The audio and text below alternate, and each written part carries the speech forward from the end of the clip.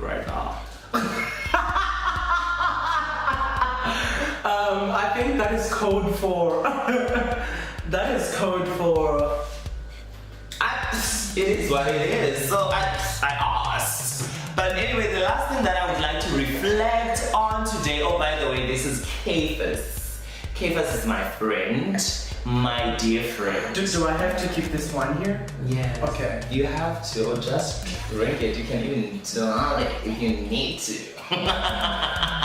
Oh, I love it when they down it. But anyway, You love it when they down it? Yeah. What does that even mean? Nothing. Okay, so the last thing that, which is going to be very brief, the last thing that I want to reflect on is that you might know or you might not know that I am an aspiring entrepreneur. And for the past 2 years, I have been on this journey of building a fitness company, that's why it's called Afrovas. Afrovas, an Afrocentric body workout that aims to inspire and motivate and to celebrate the African cultures. Right? If you did not know, now you know, bitch. Okay? So I wanted to reflect on that because it's very important and it's also linked to YouTube, social media, and everything. Right?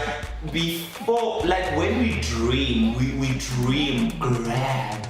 We see rainbows, we see mountains, we see, oh, money, coins, billionaire, right? Until you start to do it. I can tell you now is that I only started putting more effort in YouTube only this year.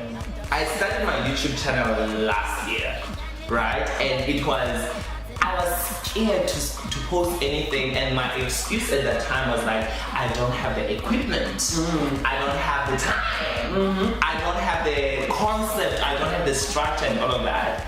And in 2018 was the time when I invested in my camera, Tamagwini. I invested in a tripod so that I don't have to use cardboard boxes. I invested in so much. I have 2 cameras as it stands now, a GoPro and also a Canon.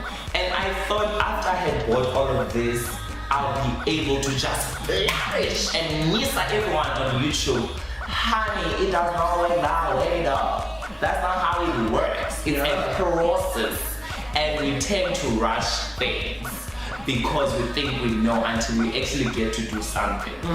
Now, a lot of people, which is something I've spoken to Caefus about, is that once you start doing something new, which is you go in that thing having an expectation and also like you already have a vision on how it's gonna work out. But once you start doing it, the doing and the imagination and the dreaming, it's different things. I always say this, day 1 will not look like day 100.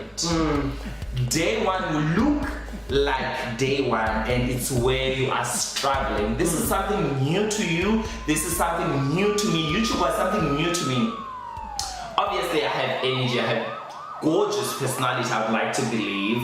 And I also have beautiful ideas. See, that's what I have. But now, this was a platform where I was expected to put my ideas into practical form.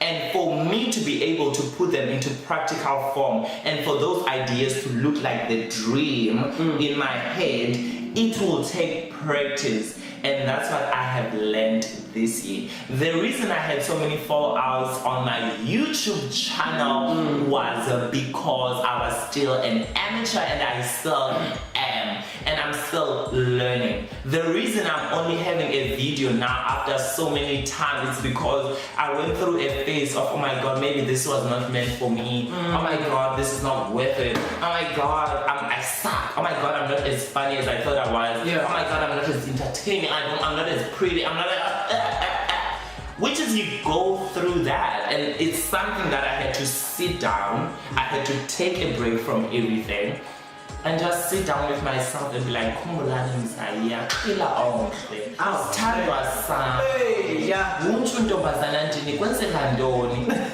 You know what I mean? I get you. And that's when I could actually look at it. And I am really grateful for the people I had a genuine conversation with. When I spoke to Uskumbuzo. Uskumbuzo is currently my supervisor at the point, and he's also going through the entrepreneurial journey. I also spoke to Caefus. Me. Like I spoke to so many, and I realized that I was not the only person going through this. No, you're not. Yeah. You're not the only person. Yeah. I think it is extraordinarily challenging to put your work and to put yourself out there. And there are so many reasons why you feel like you need to stop, because you feel like you're not good enough.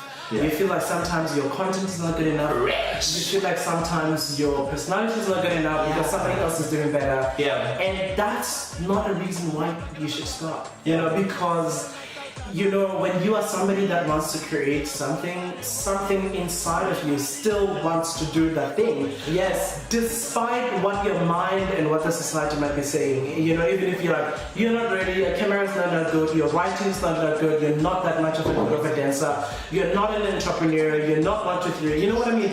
You don't have the money, you don't have whatever. Yeah. But then there's still that, that thing inside of you that inspired the creativity, the innovation, the entrepreneurship, or even just going and starting something new. There's still that thing in you that still wants to do it. Yeah. So it's not good enough to stop at definitely whatever that is stopping you from doing it. I didn't get this far to only get this far. No. And Kumbalan is doing it. It's just like despite whatever that is happening, you still do it. And it doesn't have to be perfect. It does not. That's what I've learned. Yeah. And I can tell you that the one thing that will kill you is if you quit, because that thing that wants you to do it is still going to be there, and it's that one thing that is going to keep you up at night. It's what is going to drive you into depression, into anxiety, into feeling less off, because you neglected your calling, you neglected your dream. I think someone said that the cult to the cult to the cult.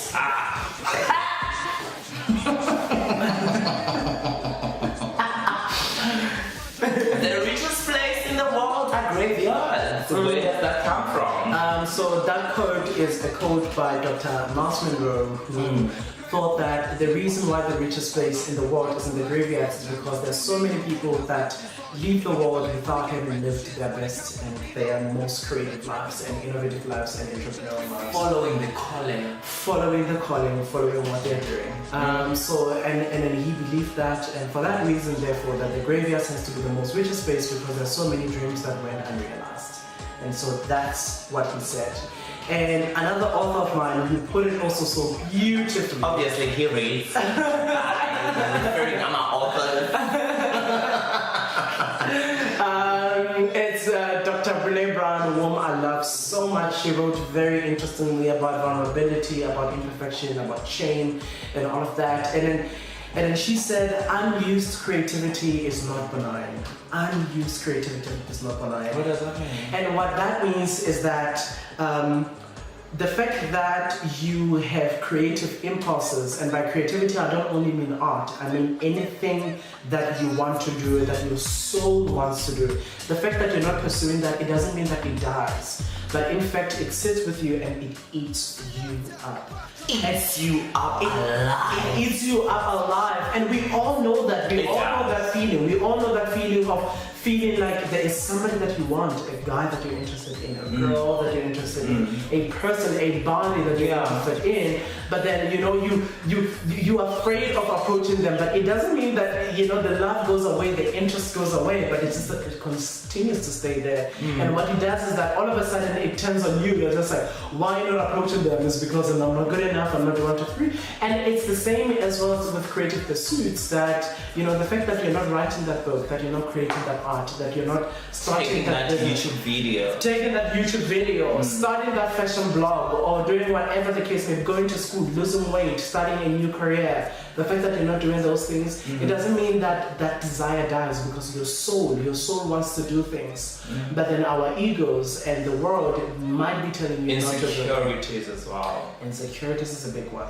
Do you have insecurities as well? I have insecurities now, but that's another topic for another day. Yeah. I hope that you have enjoyed watching this video. I just like to say thank you very much for hijacking my video. I needed someone who reads and a different perspective other than my boring opinion and stuff. I don't think his opinions are boring. It's all. I also don't think they are. I was just being modest.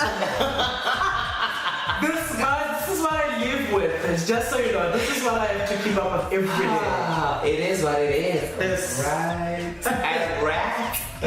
Rats in South Africa. Anyway, thank you very much for watching this video. I hope you take time to reflect on your 2018 before you go on 2019. I love you so much and I believe in you. And I'm so much grateful that you are watching this video right now and you still believe in my vision and in me. Please subscribe if you have not done so. Please tell your friend, your mother, your uncle, your ex, your makwapeni, your side chick, your side dish, your dog to subscribe. Caefus, my friend. Yeah. Thank you. Thank you. Thank you for hosting me to your channel. It's more like ambushing my channel. I did. I ambushed. And I loved it. Okay. Anyway, bye-bye. Bye. Sunny Mona, cheers. It's December, boss.